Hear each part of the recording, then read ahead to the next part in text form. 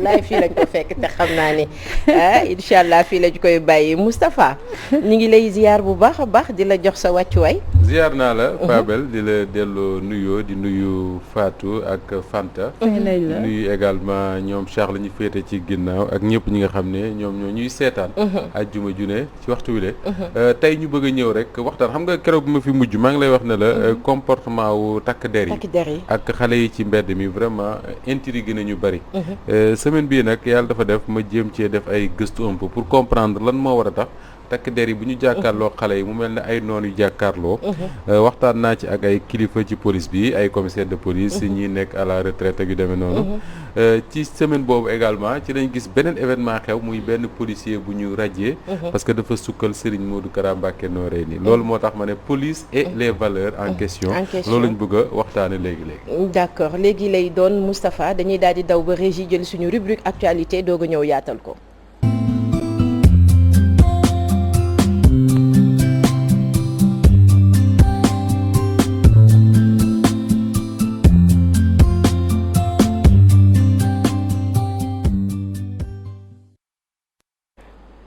comme ni nga ko waxee Moustapha ñu waxtaanee ci wàllum takk der yi nga ne les valeurs en question. voilà xam nga maa ngi la koy wax sànq semaine dernière biñ fi mujj doon nañ ko évoqué. ne couvre-feu bi da ngay gis ay comportement yoo xam ne déjà ci xale yi doo comprendre mooy population bi en général en tout cas ñi génn ci mbedd mi jàkkaarloog alkaati yi mais réponse u alkaati yi également parfois daf lay poser question trop te loolu bokk na ci à côté benn affaire boo xam ne remarqué woon nañ ko ba Walfadjri génne waat na ko fan yi muy bi couvre-feu bi amee ba violence yi commencé am da nga gis ñoo xam ne wax naa la fii keroog ne kenn xamul ay takk der lañ kenn xamul ay lan la ñuy ruuxaloo ci biir nit ñi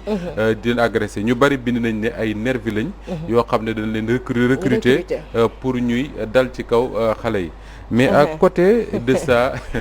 dafa mel ni waaju baax accident massa coono à côté de ça li jëra waxtaane mooy yegsil Moustapha doguñu la may ñu une minute mu ñu dugal suñu coach interplanétaire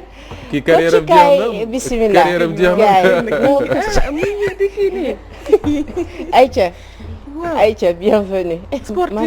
sportif nga di coach yaa ngi góorgóorlu de Moustapha dafa ne baram jeex na rek nga gis coach ci commencé góorgóorlu nag daa jeex wali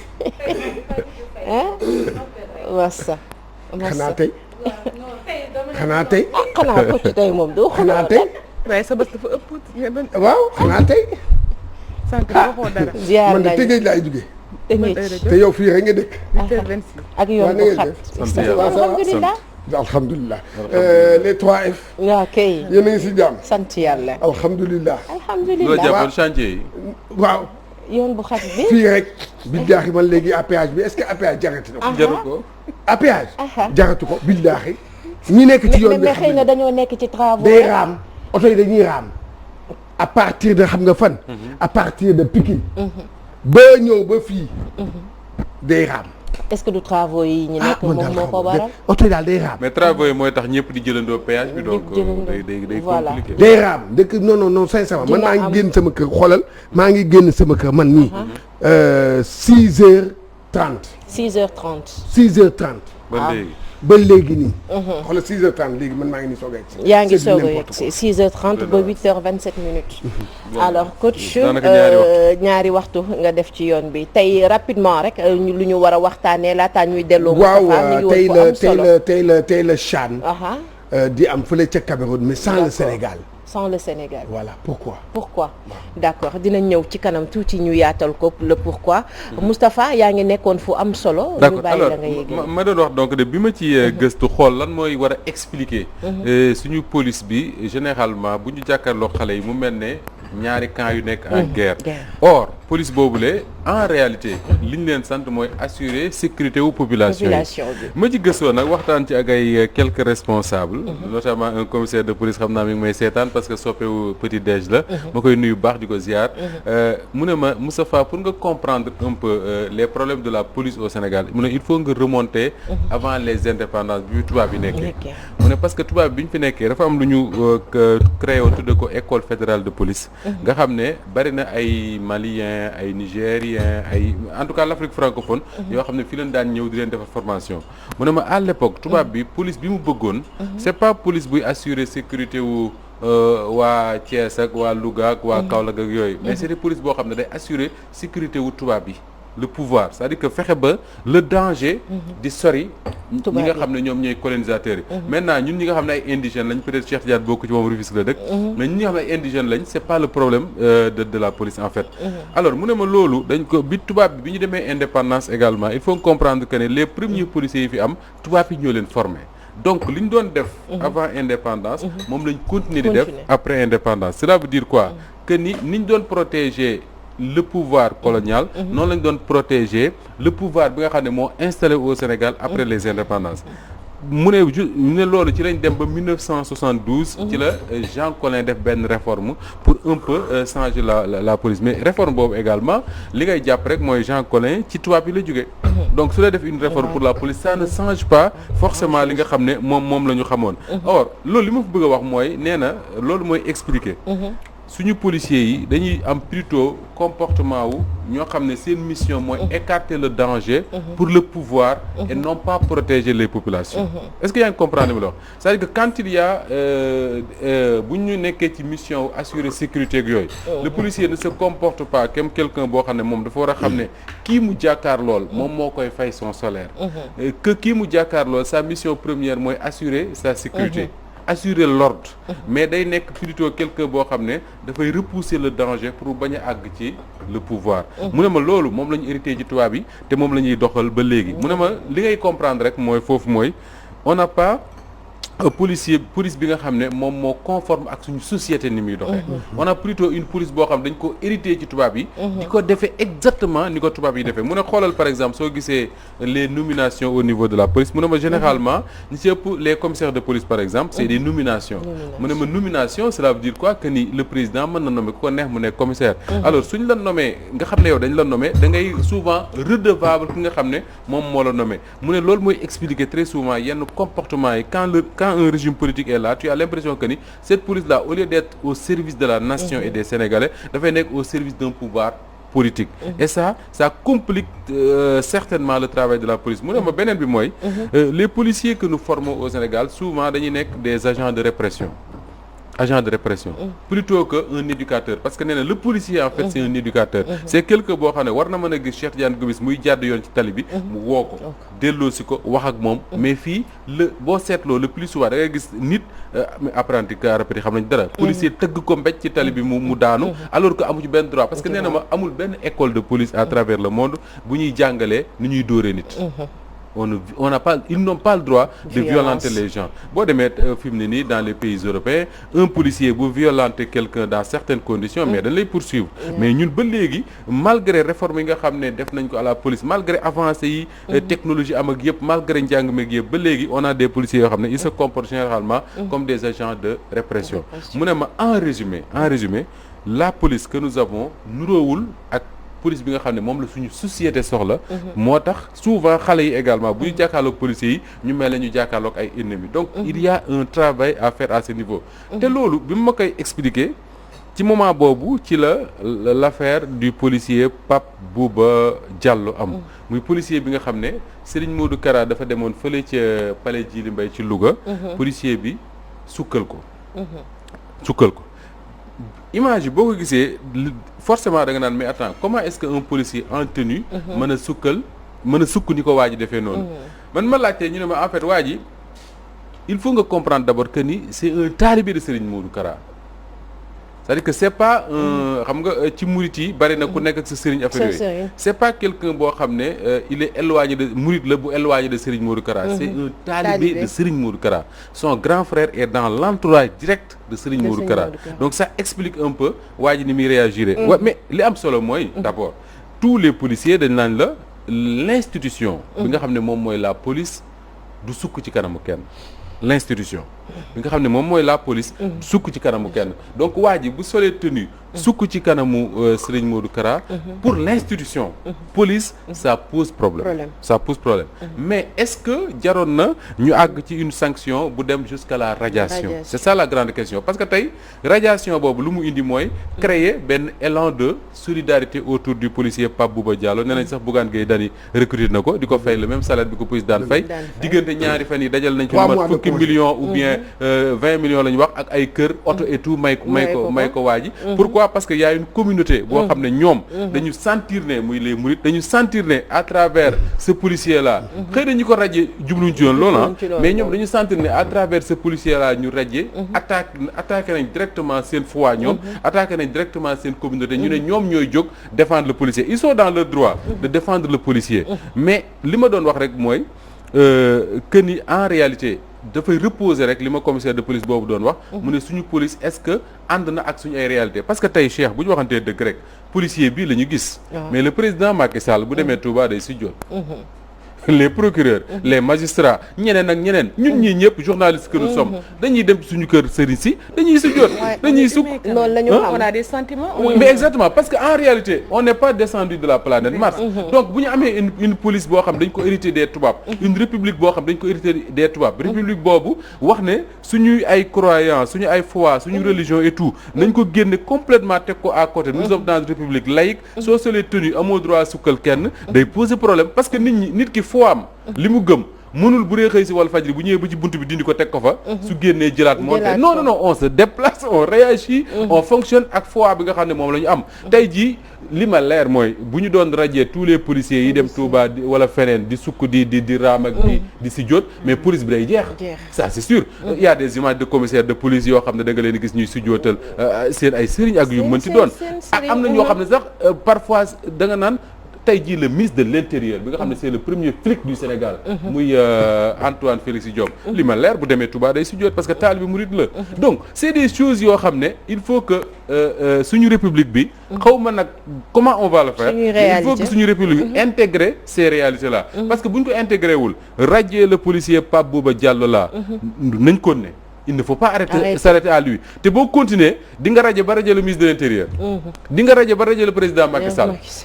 parce que ñoom ñëpp amu ci kenn koo xam ne dina dem ci kër sëriñ parce que c'est notre société qui fonctionne comme ça soit on dit que léegi suñu société bi suñu valeurs yi ñu amoon yëpp mooy su jootal sa sëriñ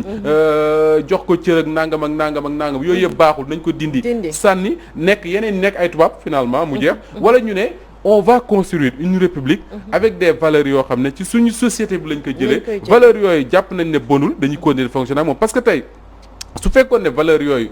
Sénégalais dañ ci juboo ak ñi fondé suñu république bi suñu radier policier bi du am cet élan de solidarité là mais soo xoolee les réseaux sociaux depuis ñetti fan da ngay gis ne y a un sérieux problème de fond pour man le problème n'est pas de savoir que ni waa ji fii la bokk wala fee la bokk ñu koy soutenir ils sont dans leur droit parce que ñoo bokk communauté ñoo bokk lu ñu gëm mais c'est se poser les bonnes questions mooy lan moo tax policier wu Sénégal sol tenue wu policier sukkal un marabout ñu raje ko ay Sénégalais yu bëree jóg ne c'est injuste cela veut dire que ni on n'est pas d'accord sur les valeurs que nous défendons et ça mérite une large réflexion voilà mais les policiers ils te disent que l'institution du sukkal kenn mais ki nga xam ne tey moom mooy la ñuy wax le premier flic du Sénégal muy nu mu tudd waa ji Antoine mais bu demee ci sëriñam day sukk maa la wax loolu ba c'est clair c'est que dafa am benn damay ñëw revenir un peu ci maanaam répression waaw bi nga doon wax sànq Moustapha dama fekkee dama dégg benn affaire kenn nettaliwuma ko mën naa ko déggal sama bopp xaw ma daal yenn ngay fàttaliku Sénégal Gambie fii bi ñuy Gambie di éliminer ba mu amoon émeute bi waa fédération ak ministre d'alors des ministres des sports non il y avait le ministre des sports et il y avait le ministre de l'intérieur nekk foofu mais man ma toog noonu di ci rapport parce que boo génnee dañ kii boo génnee c'est pas sûr le ministre de l'intérieur ci boppam d'alors c'était sous moo de ci régime Wade la woon dégg nga ministre de l'intérieur boobu ma dégg ko mu woo commissaire bi ne ko non koo leen jàpp il faut le mater man maa ko dégg man. koo leen jàpp il faut le mater. ministre le ministre de l'intérieur. mater moom mooy dóor. moom moo doon wax loolu.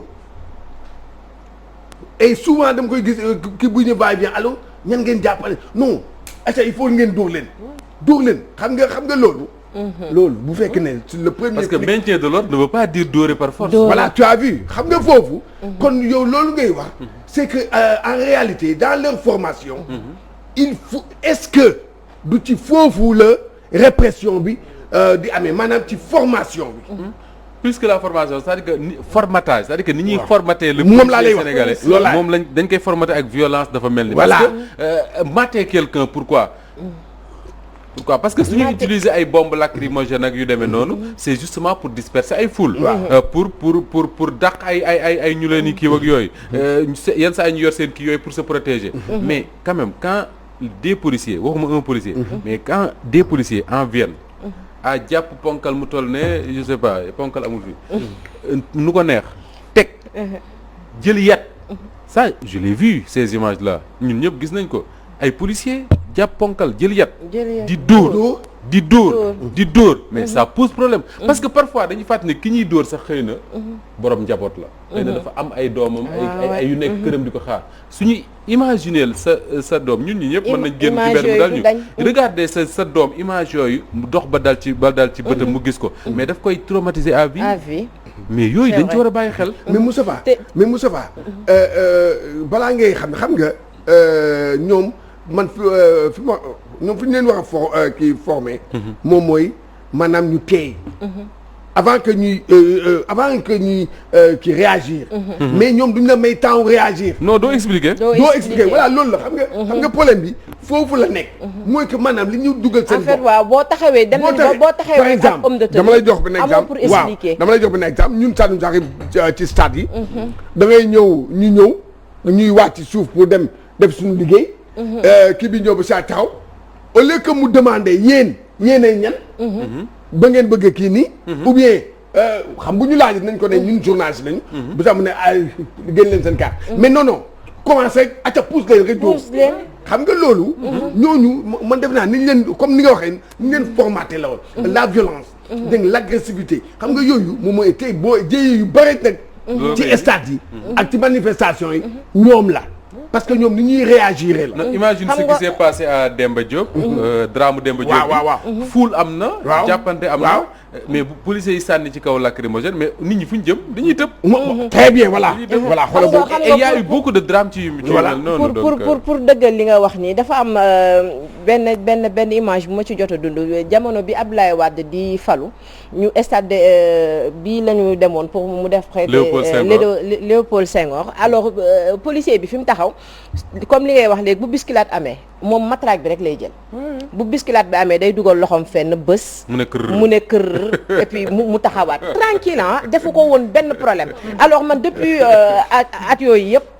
image boobu dafay rester ci man dafay des ci sama bopp alors su ma gisee policier sax image boobu moom mooy ñëwaat ci man li ma commissaire de police waxoon mu ne ma bi tubaab yi nekk matraque boobu ngay wax mais dafa am benn yet foo xam ne moom la daan jox alkaati yi boobu yet la nee na buñ la ko dóoree baax day damm mooy xam naa yet boobu mooy maamu matraque bi ngay wax nii nee na moom lañ daan yor di ko dóor nit ñi pour te faire comprendre que loolu la ñu hérité muy dox di dox ba léegi donc cette police là forcément suñu bëggee mu nekk mu am ci jàmm xale yi gën ko jox ko cër xam ne policiers yi duñ seen ay noon il faut que ñu réformer ko def police boo xam ne dafa nuroo ak ñun parce que en réalité ñun ñëpp xam nañ ne Fatou mi ngi koy wax sànq avant ñuy commencer émission bi soo doxee Dakar diggante 20h 21h tu vois que y a des gens yoo xam ne ñoom amuñu woon benn intention nekk ci mbedd mi heure couvre-feu mais nattu dal na leen ba amuñu oto bu leen yóbbu mais ñooñu li gën mooy dem wax ak ñoom pour comprendre leur faire comprendre que ni bu ëllëgee fexe leen heure bi bañ leen fee fekk mais su fekkee yow ta seule réflexion mooy jël dóor mais ça pose problème c'est ça le problème man dama ragal alkaati ba man su ma dee daw guddi gi nii kii buñ ma arrêté li may njëkk a def mooy seet carte de presse bi jax fu mu nekk bari nga ci ne la ko nii parce que li Cheikh Tidiane wax il suffit que nga am benn truc bu ndaw ak ñoom duñ la may nga expliquer et parfois nit ki boo ko dégluwul doo xam du expliquer loolu moo tax ma assisté benn scène ci cours bu njëkk njëkk ba kii m'a beaucoup amusé et dama ne waa ji vraiment jaroon na seet fu mu nekk waa ji xam na def Cheikh Tidiane scooter la yor fii ci G2 heure couvre-feu bu njëkk ba bu metti ba violence amee dafa dawal scooter bi ba romb alkaati bi ne ko nii mu taxaw mu romb ko tuuti taxaw xam naa ne yorul pièce yorul carte bu ko may mu circuler ñaari alkaati yi di waaxu waa ji bàyyi leen ba ñu ñëw ba jege ko ba naan ko grand rek ñu accéléré di daw lu bari alors ba bari na ci ñoom borom scooter yi bari na ci ñu koy def xale su fekkoon ne yaakaar na ne policier bi dina ko déglu mu wax dina ko déglu mën na taxaw mu ñëw expliqué ne ko lii ak lii moo tax day taxaw waaye nag moom xam na jikko policier yi parce que bu taxawee bu ñëwee balaa kii liñ koy attan nañ ko fekk foofu rek mbéj ko wala def ko lenn loolu tax dina moom xam na li koy xaar alors Moustapha pour terminer rek ci li nga doon wax léegi concernant policier bi ñu ne Pape Bouba Diallo yaa ngi koy wax sànq ñun daf ci am loo xam ne moom la ñu mooñaala daf ci am loo xamante ne ñun fii lañ ko fekk gis nañ fi président Abdoulaye Wade kenn umpalewul woon fu mu bokkoon ci kër sëriñ si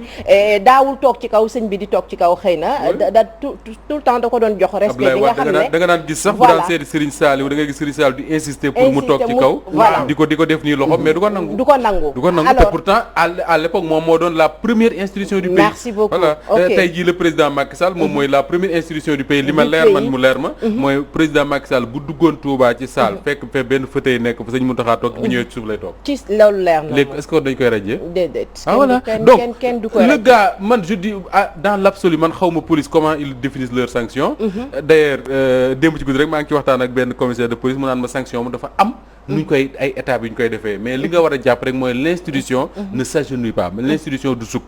mais loolu da nga koy contextualiser ak suñu ay réalité xam ne soo ko defee kii di nga ko defee man gis naa benn image démb ci guddi laay xool ci net bi gis benn image bi ay policiers yu defal cordon Serigne Mountakha mu ne ci otoom di ñëw mais gis nga policier bi nga xam ne moom moo leen di guider j'imagine que moom mooy chefu ñooñu mais boo xoolee ay réaction je sais pas je l'ai oublié sinon j'aurais dû donner les images à Charles soo xoolee ay réaction policier bi da nga xam ne kii moom nekkatul c'est-à-dire que li ñuy wax naan yëg-yëg la c'est-à-dire que moom sa réaction ci boppam ak Serigne Mountakha bi ñëw da ngay xam ne kii yëg-yëg moo koy def loolu li muy def mais fàtte na sax dafa sol tenue yooyu mais yooyu c'est non mu neex ñu mu naqari ñu seen réalité c'est comme quand on nous dit par exemple que ni journalistes yi dem màggal yi dem gàmmu Tivaouane et tout dañu war a garder une distance par rapport à l'événement gi demee noonu je suis d'accord parce que ça te permet d'informer bien mais su fekkee ne yow tu es un journaliste tidiane yoru werd et tout mais soo demee Tivaouane mais doo am les mêmes réactions ak keneen koo xam ne bokkul foofu xoolal benn scène bu ñu ma raconté dem ñu ne ma bi policiers yi sànnee policier boobu parce que benn policier la woon sànnee benn grenaatam ci Zawiya Seydi Hadji Malick Sy vous vous rappelez de ça en 2011 autour du 23 juin affaire yooyu mais y avait des policiers yoo xam ne mais ay taalibe tijaan lan yoru wedd mais jour boobu nee nañ ma am nañ ñoo xam dañoo jooy te pourtant ils étaient avec les policiers yi nga xam ne ñoo doon maintenir l'ordre mais yooyu c'est des réalités du Sénégal mënoo ci dara soo demee commissariat yi très souvent nga dugg ci commissariat fekk commissaire bi yor kurusam di werd yenn saa yi sax ngay wax ak moom mu ne ci werdam mais yooyu c'est non réalité il faut qu'on l'intègre une bonne fois pour toutes bu ñu ko intégré wul rajee nañ Pape Bouba Diallo dans rajo ji waa ji nu mu tudd waa ji Tony non nu mu tudd sax le ministre de l'intérieur là mais dégg naa Tony lañ ko daan wooye non mais Moustapha da ngay xool xam nga en Amérique du Sud